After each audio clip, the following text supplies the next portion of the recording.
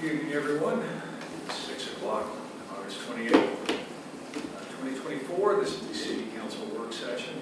We have, well, first, let's do the Pledge of Allegiance and discuss the agenda.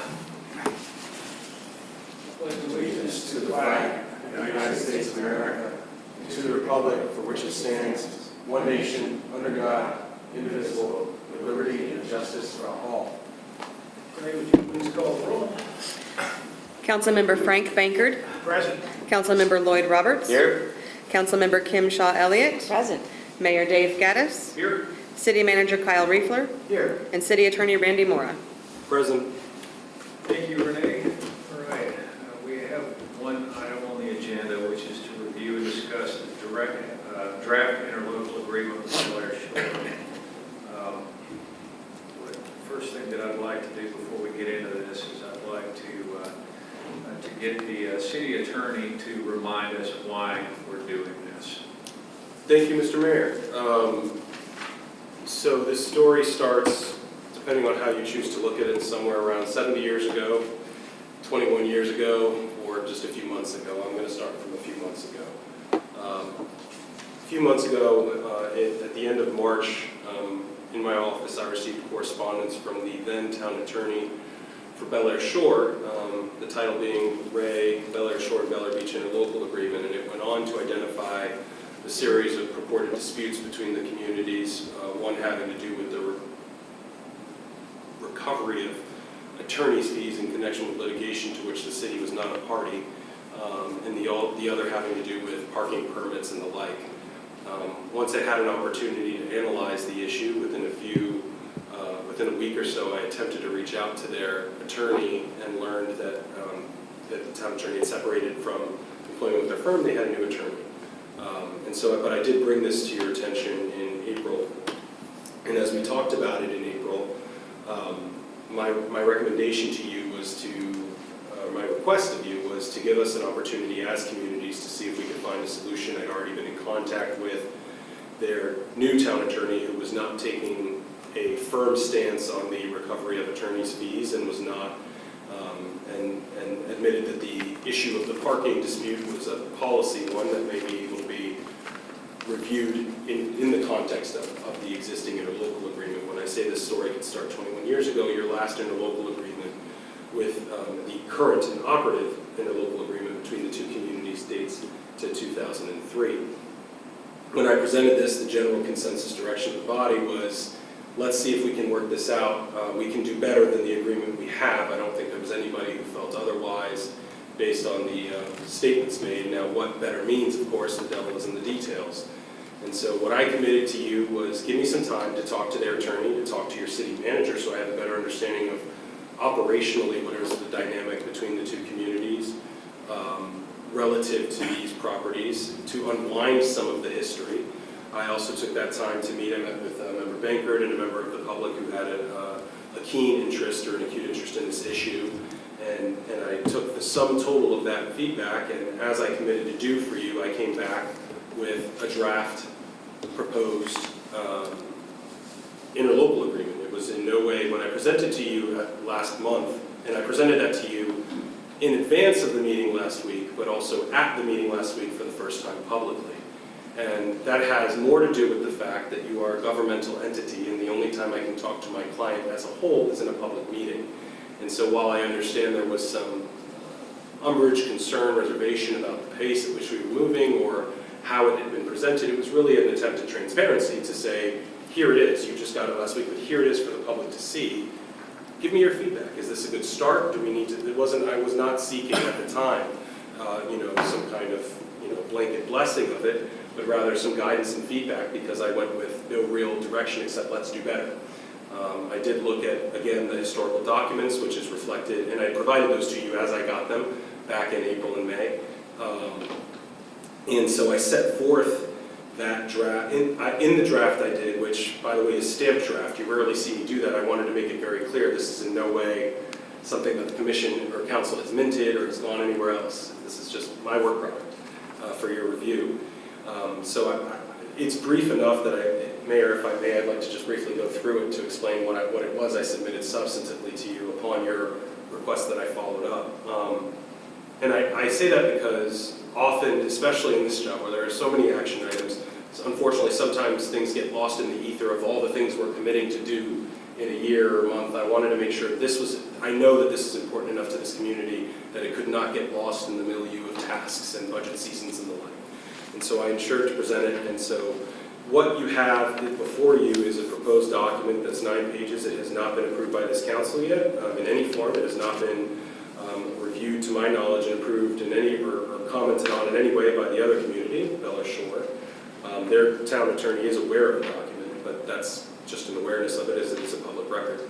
So with that, it begins with recitals that goes through the history of all the whereas clauses, and to the extent public records are available. There's one whereas clause where I'm still trying to get the exhibit for that from the historical records, but lays out what the history is of how we got here, with the original plats and all of that, all the way down to in the deeds between private entities leading to public entities to special acts. And so then it begins by acknowledging that those are accurate. One of the things that came up in talking and listening to previous commentary on the issue, looking at other issues that have been going on in the beaches and how those legal disputes have been resolved or disputed, was, to me, it seemed like there may be issues here, not just with the, one issue we could resolve is clearly identifying visibly what area we're talking about. I know there's been concerns about people policing the public beach as their own private property, not talking about public trust doctrine, but like saying this part of the beach that is very much part of the lot is their lot or otherwise. So trying to say, okay, let's eliminate the dispute. And so what it contemplates in paragraph 2 is that within 90 days of this draft, the town and the city agree to equally share the cost for a professional survey to mark geographic boundaries of each of those lots. I understand fully that there are existing maps, surveys, public documents we can use. My suggestion would be to use those as a resource to perhaps narrow the process or expedite it, but that an independent survey may be worthwhile. And again, this is just a recommendation. It's not, I'm not saying you legally have to do this. If you think that's not a necessary expense because you folks live and know this community better, by all means, please tell me. And that's true of all of this. I work for a majority of you, just give me your guidance. I work for you guys. The next is beach and bathing. It says the town in its role as trustee. Yes, ma'am. Is it correct that if we have an easement for the lot, then it would be to whatever the Median high water line. is, and that it's public beyond that, and therefore we'd have it from wherever this line is to the water? You're saying taking the public trust doctrine in tandem with the easement, this should be public land through. I think that's probably an accurate interpretation of it as it relates to those. There's not some private property owner beyond the mean high water line, to my knowledge. I don't know if somebody would claim otherwise. I don't know that that would be a valid claim, but it would be a claim nonetheless. I say that to say as a lawyer, anybody can say so, and then we may have to litigate or resolve that, but I'm not aware of any reason why somebody would own the land beyond that, between the Gulf and the land we're talking about, as to these 3 lots. And if that's true, then I might suggest that we incorporate the results of the survey. We agree now to incorporate the results of the survey as an addendum to the contract, and that we might even include a statement verifying that we do have the easement through to the water. I think that's an interesting point, and I can definitely consider that. I would ask just procedurally, if I may, with your indulgence, I just want to get through all of them. I apologize. No apology necessary. It's your meeting, not mine. I want to get through all of it, and then I think that way we can, it might be just at least get a full understanding of what's going on I here. believe the Kirkby lots do clarify too. I'm sorry? He's saying he believes the historical deeds actually state to the water. I don't remember the language specifically. I do have a lot of it excerpted in the whereas clauses. I don't have all of them here. I have provided the deeds to you, so we can look to that. Of course, if the deeds say so, then obviously that makes it even easier. But of course, the deeds can't give what is public land anyway, so it would almost be a redundancy possibly if it does say that. So it does contemplate a survey and demarcation with shared costs between the communities. And thematically, as you look through this document, what you're going to see is attempts to establish some kind of parity or equity. You can never really achieve that in earnest. But what this contemplates at least is, right now you have these historical documents that say we get to use this land for beach and bathing purposes. And one view of this would be to say, let's just stand on those documents, that's all we need. And while I agree that it sets forth a legal right, the contours of that right is what's created the disputes between these communities. So rather than continue to have piecemeal dispute by dispute, this is an attempt to provide a document that will provide some predictability and resolve preemptively, and in some cases, in a reactive state, some of the issues between you. And so that's how this goes through, and this was, again, drafted with input from the manager. Hey, what is an issue we have? Where are we spending money? What are the infrastructural concerns? Let's talk about them here so we don't have to fight about it in a lawsuit 5, 7 months or years from now. So the next one is beach and bathing. Again, it recognizes the, in its role as trustee, set forth in legislative enactments, the deeded right and ability for the property owners and residents of the city on the east side of Gulf Boulevard, located within the corporate limits of the town for beach and bathing purposes. The city's residents and property owners shall have the right to use the lots to the same extent in nature as residents and property owners in the town. So this was, in listening and looking at some of the litigated issues before, one of the concerns was, this is our beach too, then we should get to use it in the same way you do. And to the extent the ordinances in Bel Air Shore don't reflect that, this is an attempt to memorialize that. And then it says that the town further agrees to present to its commission any ordinances or legislative enactments necessary to ensure its code remain in alignment. I would love to tell you that let's just put in language that they says they will eliminate any ordinances. I don't know that they can agree to bind themselves by contract to legislative determinations. And so we can go down that route, but what I'm trying to say is they'll put the ordinances before them, but I would never tell my commission, you are bound by contract to vote this way in a meeting, right? I would tell them, this is why this is being presented to you, this is consistent with other agreements we're making, and then let you still make your legislative decision. So that's why it's written in that language. The next one, and this was based in part on resident feedback and part on some operational concerns as well, is memorializing basically uninhibited pedestrian access to these lots without limitation. Absent a lawfully declared state of emergency, we will have access to the beach through the lots at any time, instead of having hours that they are closed to pedestrian access. Understanding the operational public health, safety, and welfare concerns about not allowing parking overnight in there, or people to bring cars at night and do whatever do. It's one thing if you're walking down the beach, it's another to come and bring your vehicles. And so the concern was, I don't know what they're, to memorialize the premise that pedestrians should have access. If you live in your home and you want to go because it's a full moon and you just want to walk through that lot to go look at on the beach, you should be able to do that. I don't care if it's midnight. And that's sort of trying to reflect that. And that was, again, a point of feedback I received as well from Member Bankert that I thought was a salient point to address. The next is beach patrol and maintenance, and these are largely addressing some of the administrative concerns raised by management. Enforcement, the town that is town land. I know if you go to the property appraiser's website, the land belongs to the town of Bel Air. It is within their Bel Air Shore. It is within their corporate limits, not the city of Bel Air Beach. There is reference to Bel Air Beach on the property cards. That is to the plat, the historical platted names of those lots. So you'll see like Bel Air Beach, before Bel Air Beach was a town and Bel Air Shore was a town, the plat said, this is the Bel Air Beach Improvement District, there's might be the Gulf Wind subsection, all these sorts of names. That's just the platted name, but the land is within the corporate limits unequivocally of the town. I have a question. If you go to the Pinellas County property appraiser, under legal description, Yes, sir. I'm going on 6th Street, but you go up the other two. Yes, sir. Bel Air Beach, what legal description? Bel Air Beach, Unit 1, Lot 20. Right, that's the plat description, sir. But if you go up to the owner Right. and the property address, both of those are Bel Air Shore. It is in their corporate limits. The legal description is referencing the historical plat document. That's not referencing the corporation that is the city of Bel Air Beach. But it doesn't the plat document give convey what the Kirkby deeds say, that these lots are the beneficiary of the owners of the east side of Gulf Boulevard? Yeah, this is a situation where two things can be true. I think it is true that you have the deeded right.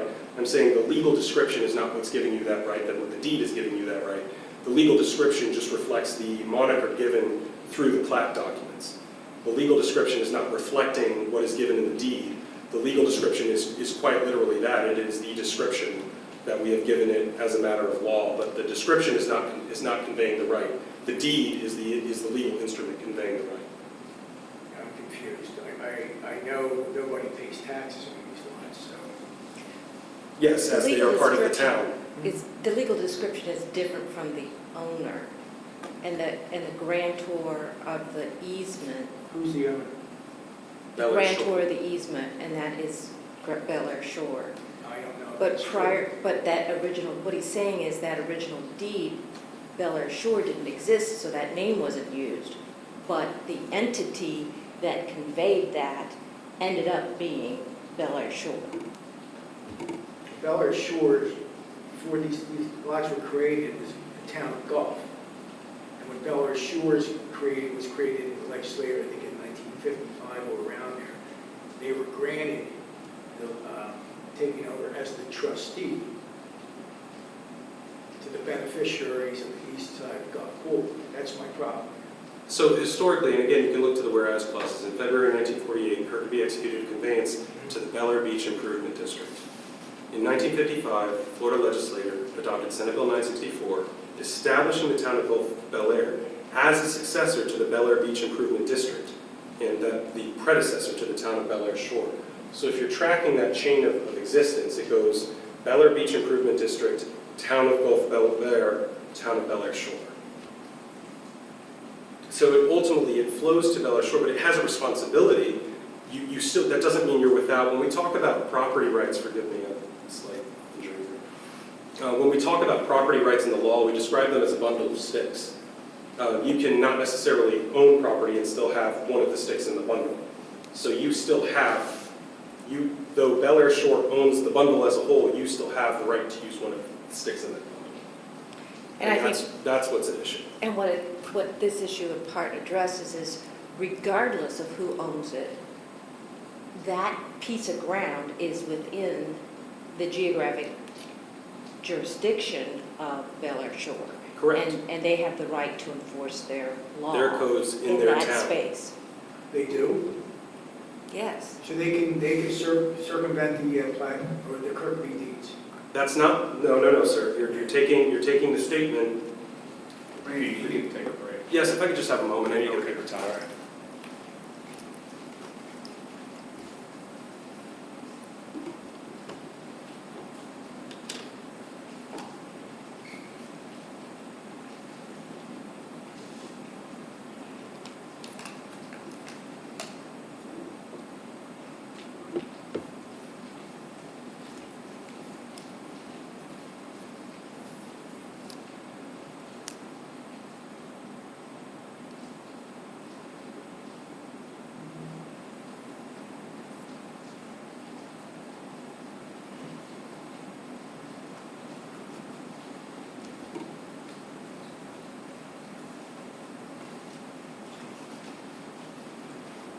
So the point I was making is there's a distinction between enforcing your codes and your codes being permitted to completely ignore any legal rights that they may affect. Those are two different things. You have the ability to pass and enforce codes in your jurisdiction.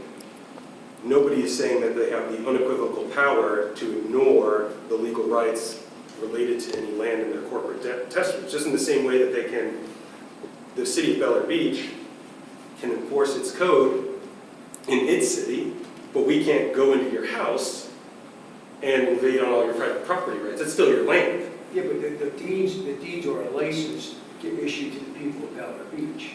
It's You're not a license holder.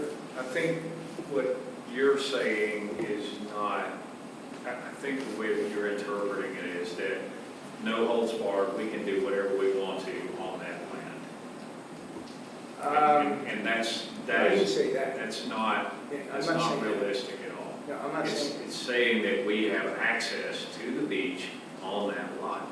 And I don't think there's any other deeded rights to us on that, unless I'm, Well, read the whole 48, 44 deeds, okay? It'll actually tell you what you can and cannot do on those lots.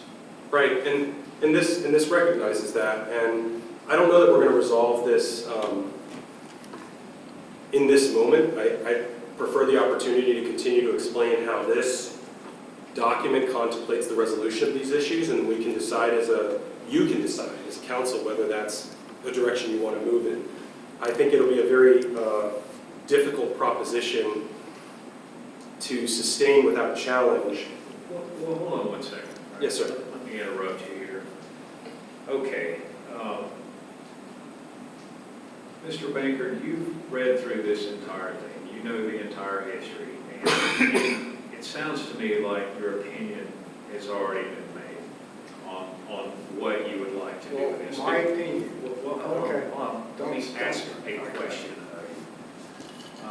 Is this a waste of time? We have to reach I know, I understand, but a Dave, full majority. my opinion is why would we grant these people 1 ounce of consideration when they've done nothing but stick it to us? We had fines, we used to control all the fines on those lots, okay? And we used that money to repave the lots. The 2 guys that were just cutting the lawn there today that I was talking to, we used that money. They just arbitrarily went in and took the fines. Now, you go back to the statutes of Florida saying that what a trustee is allowed to do. They're not allowed to make money off of it. They're making money off of our lots now by collecting fines. Go back to the sheriff's contract, I believe Article 12, doesn't give them any right to collect fines for the town. It all goes to the city. You're talking about parking fines? Yes. Okay, well, at least for this particular issue, I think what we're talking about is, let's say we tell City of Largo, you can come and sit on our back porch anytime you want. We've given them an easement, a right to do that. But that piece of ground, that porch, is in our jurisdiction. And so our rules apply on top of that easement. So But that's you can not what come these and lots gather. say. These But- lots are specific. These lots give you what you can't build a house on it. You can't even build a sewage place, treatment on these lots. That's how specific these lots are. I think we're talking about 2 distinctly different No, I'm legal talking concepts. about a town that just arbitrarily does whatever they want and takes our license to use these lots and says, no, we're going to change this. So, Okay, so let me interrupt you one more time, Mr. Banker. So I wouldn't give these people, this document gives Bel Air Shore rights also. And it sounds to me like you really just want to stick it to them. no, it sounds to me, And we don't want to come to a good, solid agreement that works for both communities. I pleaded with Bel Air Shores, and on the floor, it's on the record, let's work together, let's work together, let's work together, okay?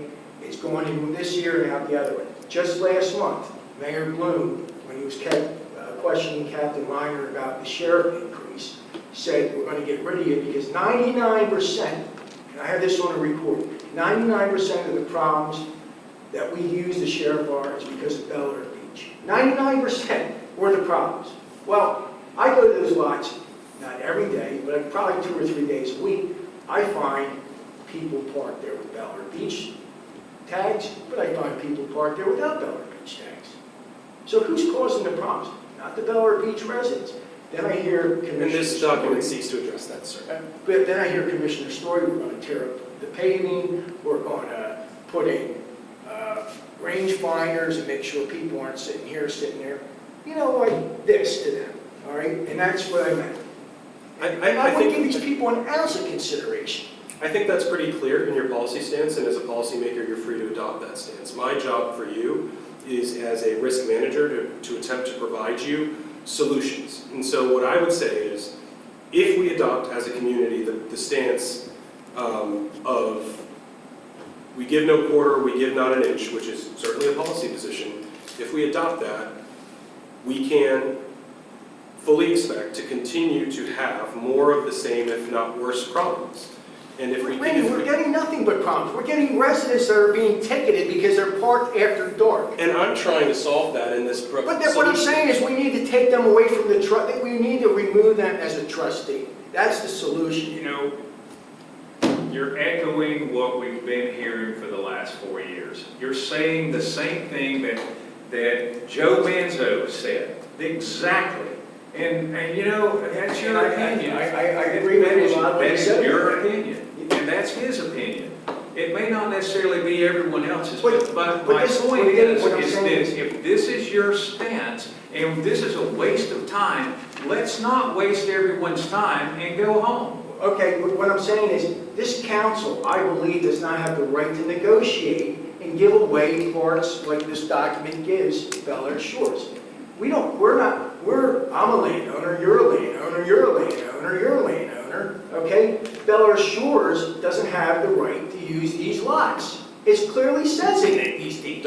Well, actually, so the deed says that it's deeded to you for public beach and Beach and bathing bathing purposes. Yes, sir, and that language is echoed here. I did closely review the documents, and I really do. I want you to understand, as my client and as a human person, I appreciate your keen interest in this and your knowledge of this, and that's why I sat with you individually with a similarly interested resident to make sure I understood your concerns. And I looked over, you know, I reflected on what you said, and I tried to make sure that I reflected that in this draft. And I appreciate you saying, like, well, it's still not, you're not there, and that's fine. That's totally fine. Nothing I saw on the deed says to the exclusion of. Nothing I see in the deed says you can use this and no one else, or no one from this community. It gives you that right, but I don't know that it necessarily, as a matter of law, excludes others from that law. So you're telling me that the public can park there? I think parking is not really even addressed in you and Are you I saying- specifically talk. I'm not sure if somebody, let's make it the simplest hypothetical possible. A vacationer is here from Ohio, so no resident. They're here from Ohio, they're in Clearwater Beach, and they're an ultra-marathon runner or pedestrian or speed walker, and they walk all the way down from Clearwater Beach, and they get to lot 66 or 21 or 43. I don't know that we have the ability to eject that person as a member of the public just because they are not a property owner east of Gulf Boulevard. I don't see anything in the documents that would be actionable. I believe the public can walk on those lots, okay? But to that same end, aren't the residents of the town the public? You're saying we should not give the town any quarter, any use of this land. They have the same use. Now, to the extent they're using it for parking and otherwise, am I hearing your feedback as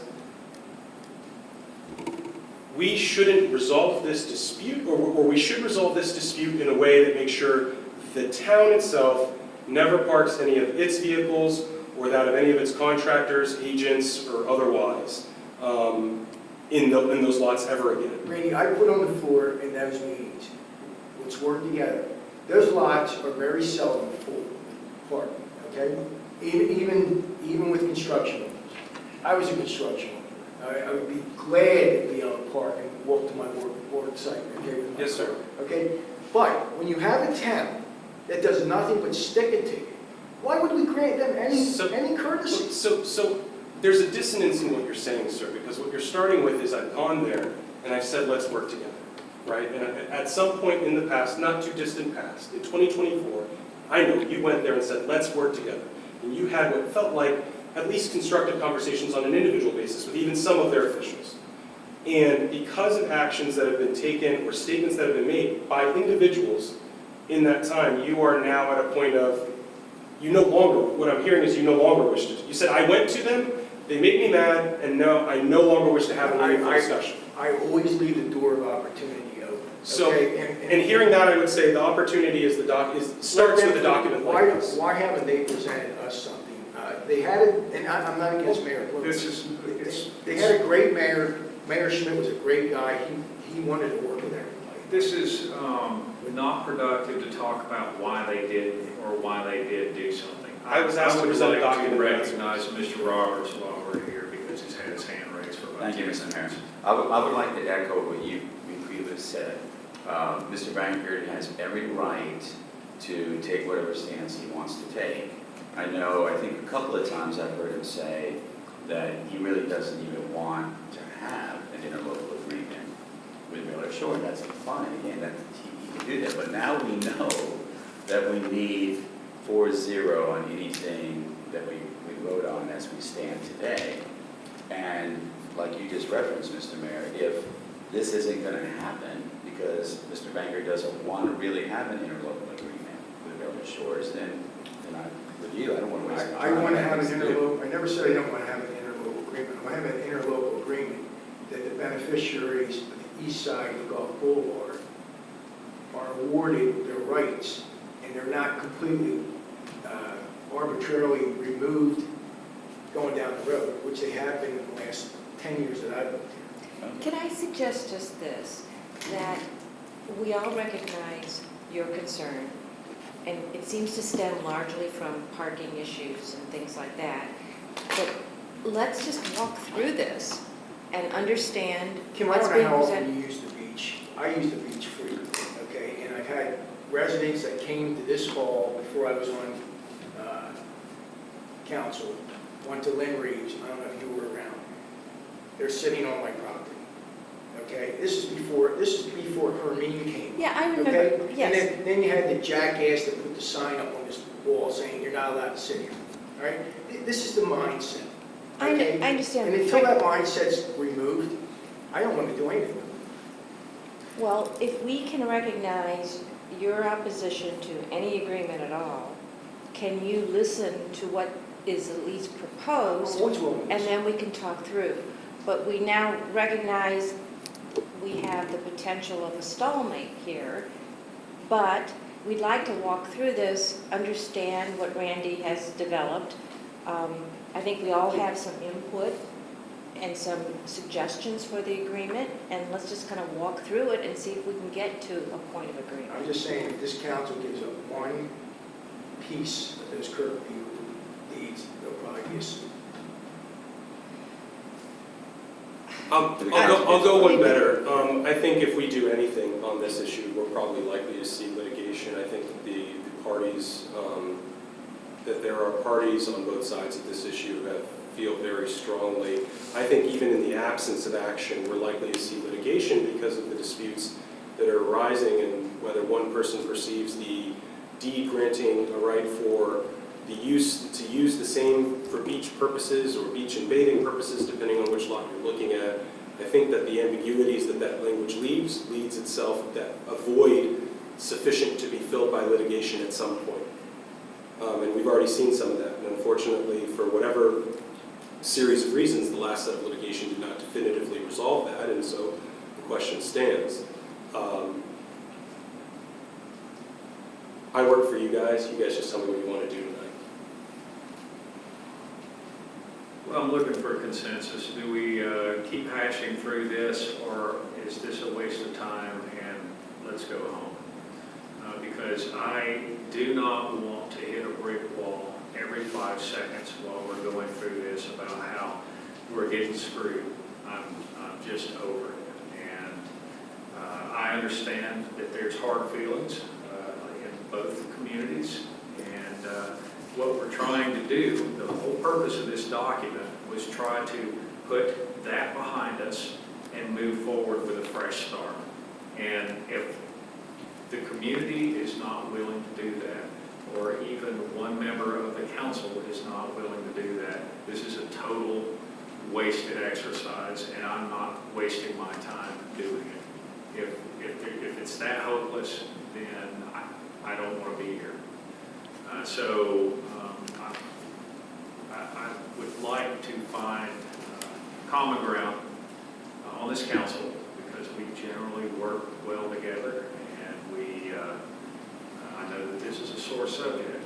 So, Mr. Baker, I'm going to let you decide what we do with this meeting.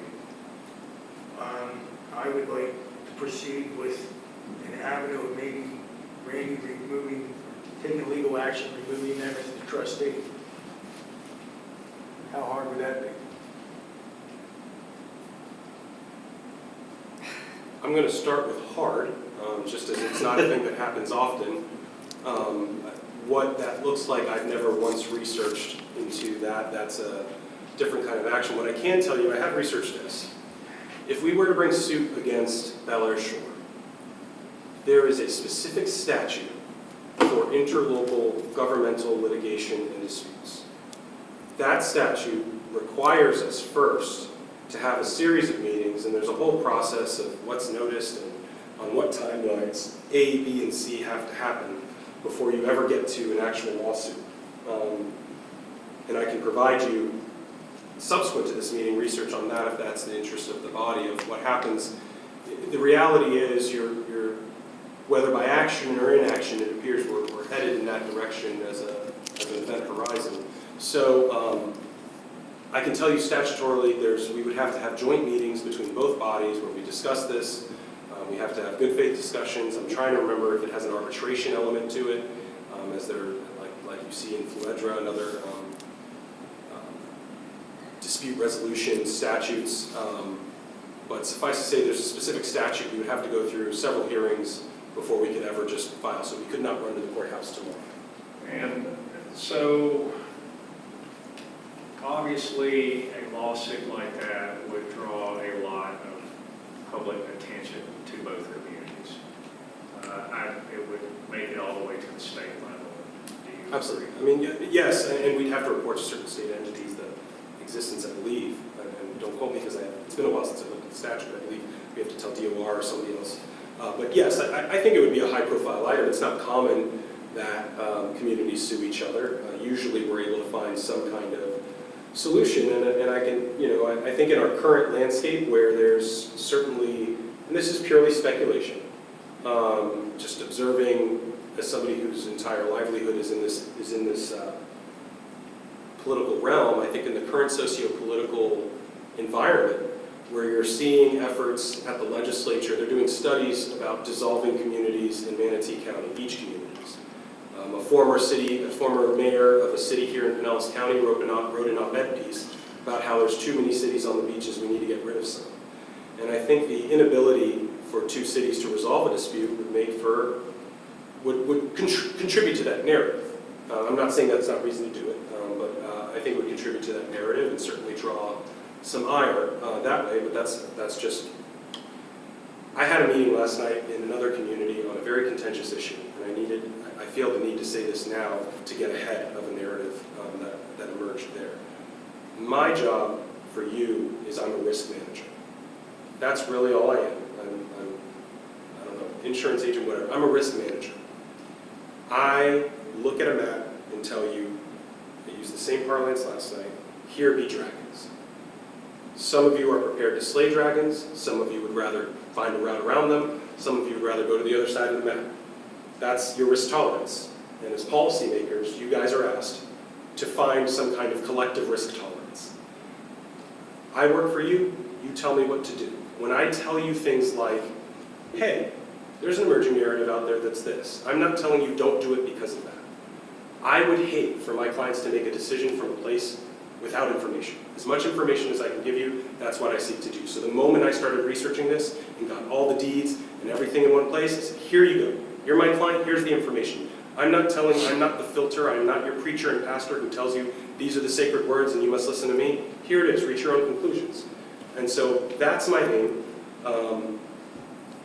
I'm not trying to prolong your time here with my little speech, but I do wish to your point, Mayor, yes, I think it would raise our profile and long before we ever got to the steps of the courthouse, if we did get there and that was the political will of the body. I don't know, I could speak ad nauseum in speculation and my perception of this, but my perception is not what's important, it's yours, so we're here to hear you talk. Go ahead. Yeah, I've worked on more than a couple of interlocal agreements, and I've never seen an interlocal agreement where one of the parties gets nothing from their perception. That it's all one-sided. So that never happens and probably never will happen. That's the purpose of an interlocal agreement. So if Mr. Bankman, like I said earlier, if he feels that way, that the other party we're attempting to work with should never receive one iota or anything of benefit, then we're wasting our time here. Well, why would a trustee get anything? I don't know, I'm just saying I we're mean, that's wasting our not what, time. that's not what 736.0805 or the code says. I mean, they're allowed to get reasonable fees to administer. What do they administer? They break our balls.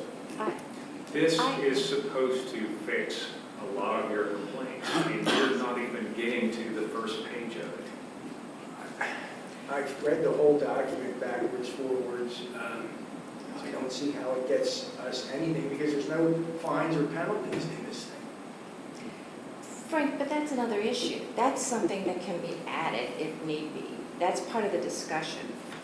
I, for one, have no interest, zero interest in discussing in any fashion litigation with our neighbors. We've been through enough of that. And it wasn't, We haven't been through any of it. this city has been through some The city litigation. has not over been the- involved in a lawsuit. Well, I don't want to be involved in anything discussing that. Why? Why? Because I think it's a waste of taxpayer money. If- I don't think it's in the interest of the city, and I don't, as a trustee and as You're not a trustee, you're a beneficiary. of the city funds, Of the public trust, of under the the public Florida trust, Constitution. yes. I don't want to spend money that way. And that's all it takes is one person to say no, and it's not going to happen. So, exactly, so I think that what we have here is a prior agreement that was pretty high level. We have a history of some activities that have caused some friction. We can deal with it in an agreement, and it's an agreement. That means two people, two sides come together and reach an agreement. That would be through the course of some negotiations, and it would be go through the course of somebody taking the initiative to present a reasonable and thoughtful proposal. And I think that's the stage that we're at right now, is to consider doing that. I have no interest in talking about litigation. I don't want to raise the specter of it with our neighbor. And I even question, Frank, what standing we would have to even challenge the trustee of another entity. I don't even understand how we get there. So what we have is a very competent lawyer who is trained and is very skilled in municipal law, and that's what we have here. And I am very willing to listen to his counsel and his suggestions. I think he did a great job of coming up with a preliminary agreement, and we can hash through the terms. But I think it is irresponsible for us to do anything other than listen and talk about another course at this stage. I would reference you to go back and look at the Florida statutes of trustee and beneficiary and see what the trustee and beneficiaries are granted. I know what And a then trustee and a beneficiary One land? are. Probably, no, I'm not gonna comment on that. Because I'm looking at it right here, and I don't see how, you said that there's been disputes. What disputes have we raised? Have our people caused? It doesn't matter. You've raised examples of disputes that concern you. It doesn't matter. That were Bel Air Shores imposed on us? That's what I'm saying, it doesn't matter. If there is a dispute between parties, reasonable people try to resolve them. It doesn't matter who started it. That's playground stuff. Again, I've asked to have reasonable talks and work this out, and they've done nothing. But that's you individually. We are here as the city council. Why do we go to them when they've caused the problems? Why do we go to them when they say 99% of their police activities is because of Bel Air Beach residents? I think as reasonable That's a people. statement by one council member. He was the mayor. But I'm just telling you, it's not a policy stance that's how. It's a statement of. Well, you know what, the other two council members, and I went over, didn't say anything, said, well, they're completely wrong here. Okay. Exactly. Story actually compounded it. Understood. Yeah. They've done nothing but put roadblocks up. Roberts? I think there may be another option that will allow us to stand back right now, in that, and I've asked our legal counsel to look into it. If we have 5 members, and I believe we can select a new member based on the majority of the quorums at a meeting. That's what I believe now. Could be wrong, but I'm pretty sure that's the way it's stated. I believe it's the majority of the council. There's language in 2.06, I believe it's 2.07C. That's if everybody- It says an official action is a majority of the council. There's a language in 2.06C that says a vacancy shall be filled by a majority, pardon me, a majority of the remaining members of the council. I would like the opportunity, as that was not the issue presented tonight, to review those against the backdrop of the canons of statutory construction to see how they would best be harmonized. But though you have, there's 2.06C and 2.07C. So I would just like to look to those two I would like provisions. a professional opinion on if that's possible. Until then, I don't really see a path forward with this tonight's agenda. In fact, I think maybe it's a good time to adjourn. I have one issue, if I might raise it. Sure. I don't know how many of you are familiar with or have been following the development of the proposal to develop state parks. You're familiar with that in the news. So the department has proposed golf courses, luxury resorts, and pickleball courts in 9 of our state parks. The Tampa Bay beaches, Big C? pardon? Big C? Is that, I don't think Big C No, has, but the Tampa Bay Chamber of Commerce has taken a position in opposition to those developments. I, for one, certainly value our state parks. I think pickleball is perfectly fine. I listen to one out my back window, pickleball court all the time. I have no objection to it, and I think it's fine in city parks and county parks. I think golf courses have no part in our state parks, which by constitutional amendment are there to be preserved forever in a native state. So I think it's a critical issue for us, and for us as Floridians, and for this council as a member of this community. So I'm wondering if this is something anybody has any interest in. Is there a way that we can express our concerns? No, Do you share those absolutely. concerns? Absolutely. There's nothing preventing us from drafting a resolution and sending a copy of it to the governor. I would There's love that. nothing wrong with that. If everyone agrees, it may be too soon because the meeting's next week, but I don't believe that I'd have it, I don't believe that I'd have it ready for Wednesday. Right. I will think the say- governor made a statement today saying they're going to recede from that and go back to the drawing board. Yeah, I don't think that's going to happen. I just don't believe I know what he was thinking, but he wasn't thinking.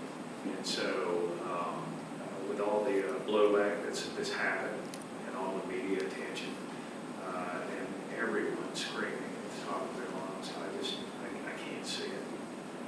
But it doesn't hurt for us to do a resolution, and we'll get it signed. First off, has everybody agreed? Yep. You good with that? Okay.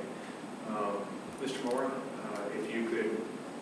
I'll prep one, and then I'll see if any of my colleagues have already been asked to do so, in which case that might expedite the process, but. It'd be nice That'd be if great. something was already out there, Yeah. but we could do a formal resolution and send it on. Anything else? I thank you all. This is no problem. This is the general business section.